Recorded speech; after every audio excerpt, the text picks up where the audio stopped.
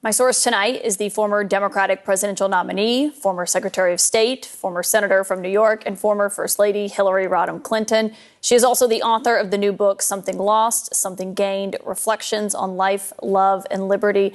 And Secretary, thank you for being here. I want to talk about your book, but just given you have such a singular perspective in this race, you're the only person who knows what it's like to be a woman nominee facing Donald Trump. I wonder, what should Vice President Harris know that you wish you had known? Well, Kaitlan, it's great to be with you tonight. And I think that she's running her campaign based on a lot of the lessons that we have learned over the last 8 years. First and foremost, how incredibly dangerous Donald Trump is. That wasn't maybe as clear as it should have been back in 2016, but it sure is now. And I think her warnings, the warnings of not just Democrats like President Obama, but the people who actually observed him up close for the 4 years he was actually in the White House, are warning us with everything they possibly can say. They are telling us, you know, what he threatened to do when he was there before, what they think he would do if he got back again.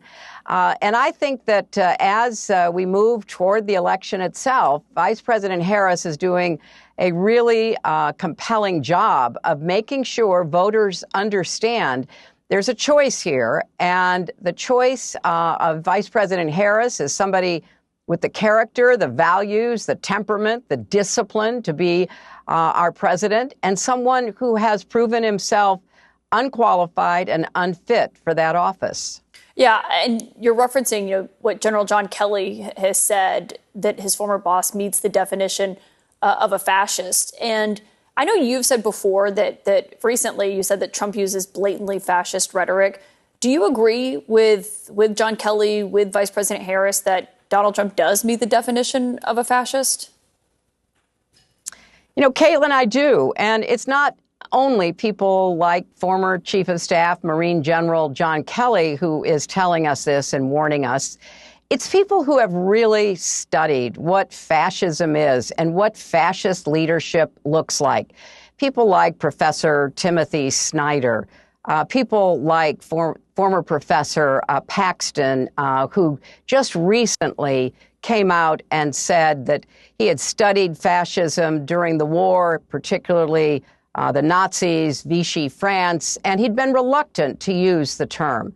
But he had concluded, as so many people now are, that sadly, here in America, the term fits.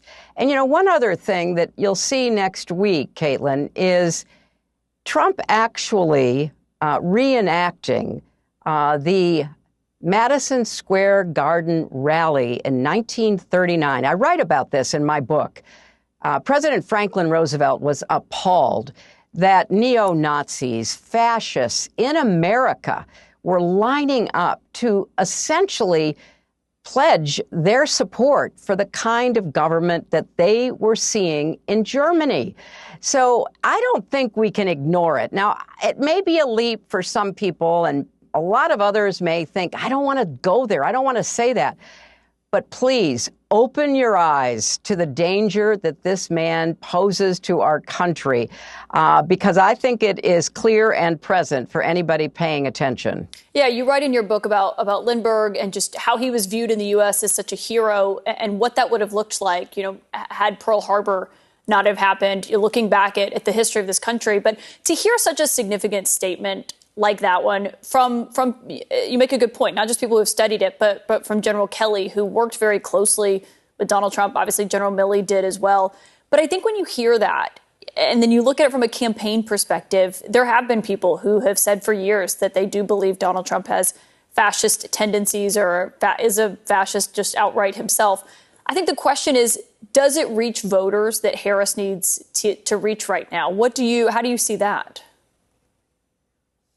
I think that's a fair question, Kaitlan, and I can't wholly answer it. But I think, number one, you have a duty when you're running for president.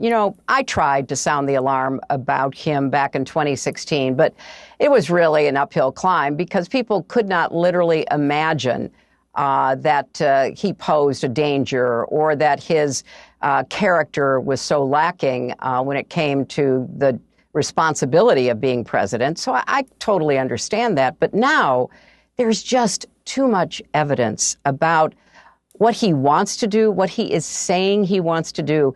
So number one, I think that someone running for president, like Vice President Harris, really has a duty to sound the alarm. And secondly, I think that there are people who are still paying attention. You know, maybe they're, leaning one way or the other, and they hear John Kelly, or they hear General Milley, or they hear President Obama or Vice President Harris, and it causes them to think really hard.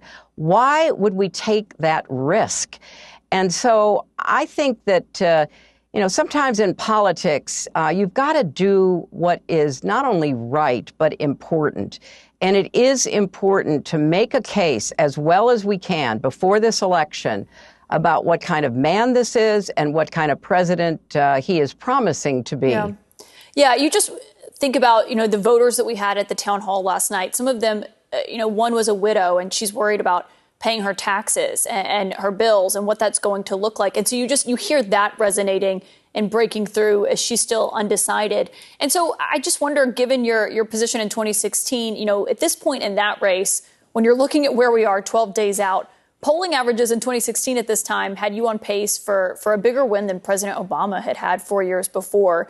And of course, you know better than anyone how those next 12 days went. What do you think Vice President Harris needs to do, in your view, to avoid a repeat?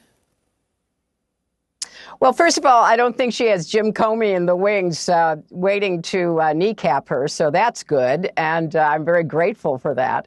But I think she is doing what she needs to do. And in reporting from today, I think by CNN, a number of the voters who were at your town hall have said she convinced them, that she had shown the kind of empathy and concern about their problems, that she'd come forward with her ideas, her suggested policies.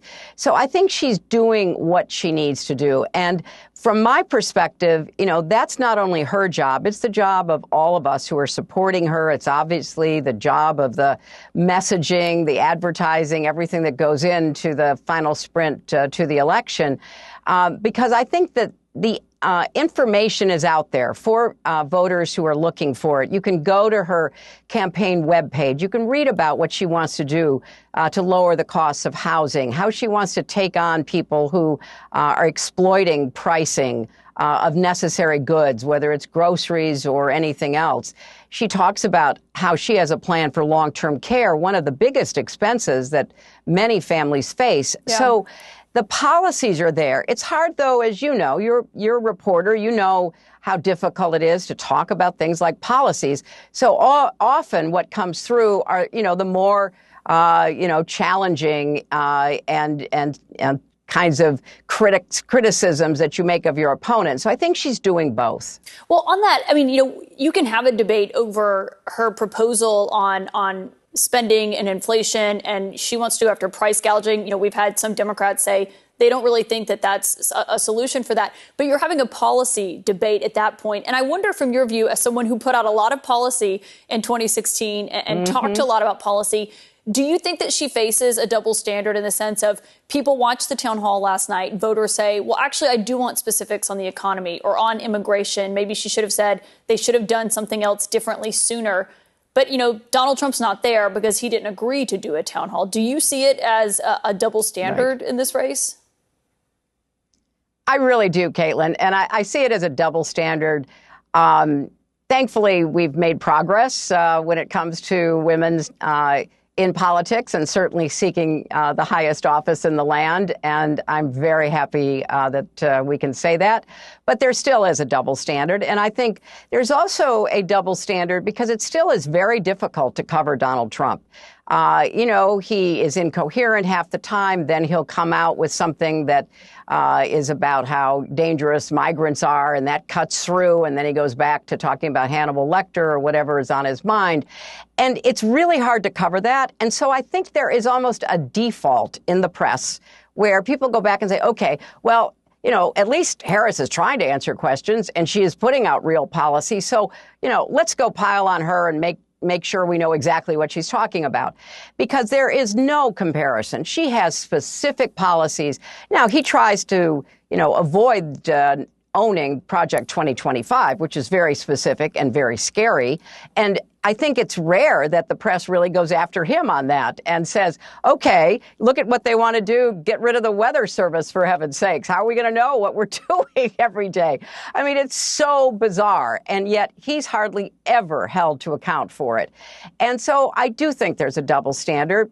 I think she understands that. She's been underestimated her entire political career. She gets up every day. She puts on those high heels. She goes out there. She makes her case. And I think that there's so much more energy in her campaign than on the other side. There is so much more enthusiasm. We see it not just in the rallies, but they've got a great ground game. I'm getting incredible reporting from the battleground states about how effective that is. So she knows there's a double standard. We all know if you're paying attention, and she's just going to keep, powering through it. Ding dong.